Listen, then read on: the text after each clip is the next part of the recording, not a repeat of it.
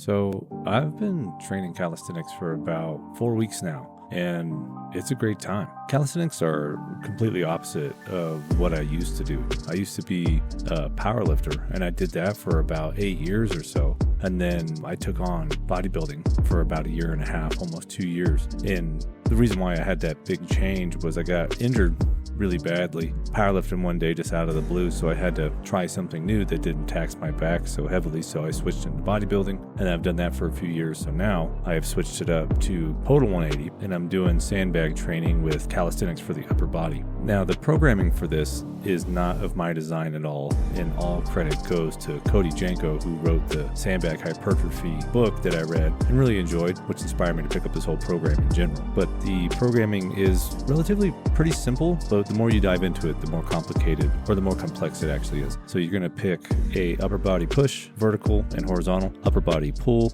vertical and horizontal, and then an ab exercise. So 5 total exercises. And then you cycle through them either by doing a 10 down, which is 10 reps of each, 9 reps of each, 8 reps of each, and go all the way down to 1. Or you do a 5-3-2 range where you do 5 reps, 3 reps, 2 reps, and you're aiming for 5 rounds in under 20 minutes, or the 10 down in under 20 minutes. And if you complete either in under 20 minutes, then you just either add rounds or go from 1 up to 10. So you do 10 down and then 1 to 10, if that makes any sense. And since I'm not a calisthenics guy and I've never really done them, I've never programmed them, the key here, which I didn't do, is to make sure that you don't pair the same muscle group for both ends of the same push exercise, or for any exercise for that matter. If you are going to do a horizontal push, right, for like the chest, that's fine, but then don't pair it with another horizontal push exercise because it'd be completely gassed. In this video, you'll see me doing dive bomb push-ups and then immediately doing archer push-ups. And in my mind, looking them up, I thought that archer push-ups would be way more focused on the chest. They aren't. It's exceptionally taxing on the shoulder. So I only made it through about 3 or 4 rounds here and I had to call it quits before my shoulders fell off. And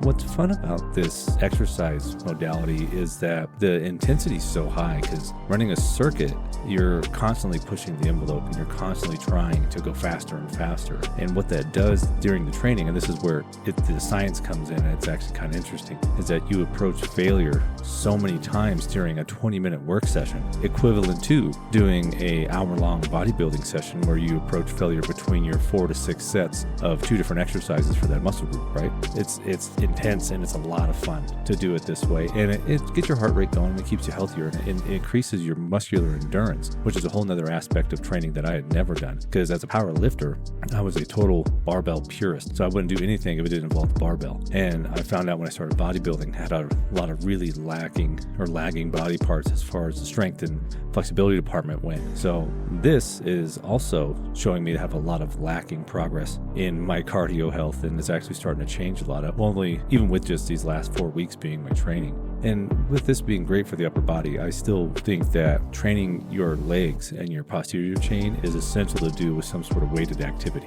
Like I said before, I'm training mine using the sandbag hypertrophy protocol, which is working great for me so far.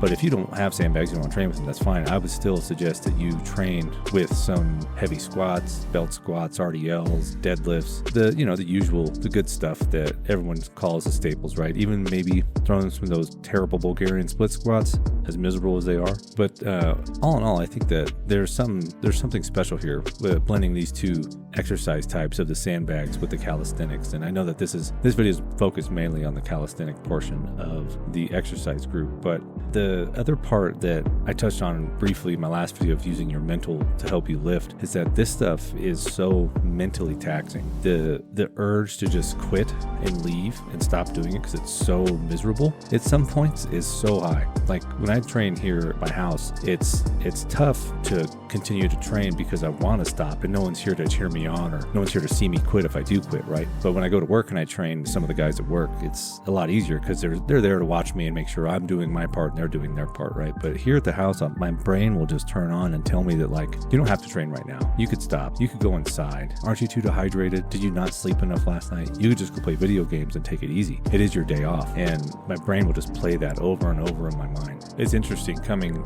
to this where I'm fighting myself to continue to exercise and train really hard, when just 3 short years ago I was fighting myself to not get hammered constantly and be a drunk all the time. So it's really interesting to look back at my past and see how I used to be to with what I'm struggling with now. And doing this and training like this, it gives you such a good mental resolve, because when you're pushing yourself to your limit all the time and you're trying your hardest and you're trying your hardest not to quit and you're pushing through those barriers that your brain keeps putting up, it only prepares you better for when that stuff happens in real life, because you want to reach your limits and test your limits in a safe training environment where if you do have to stop or something does go wrong, you're generally safe and you can be recovered or taken to the hospital or whatever the case may be, depending on how bad the failure is. But what you don't want to do is not know your limits and then find them in a real world situation where it is truly life or death, and it's either you do or you die.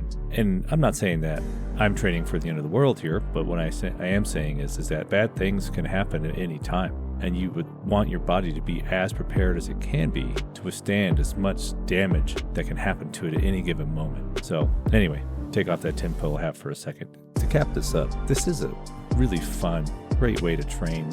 Minimal equipment, maximum effort. It's simple on the face, but complicated underneath the hood. And I think that if you haven't given it a shot, I think that you should probably give it a try. At least give it a look. Give the book a read. Give Cody some love. I think he's doing some great work out there. So if you see this and you enjoyed it, thanks for sticking around, and I'll see you in the next one.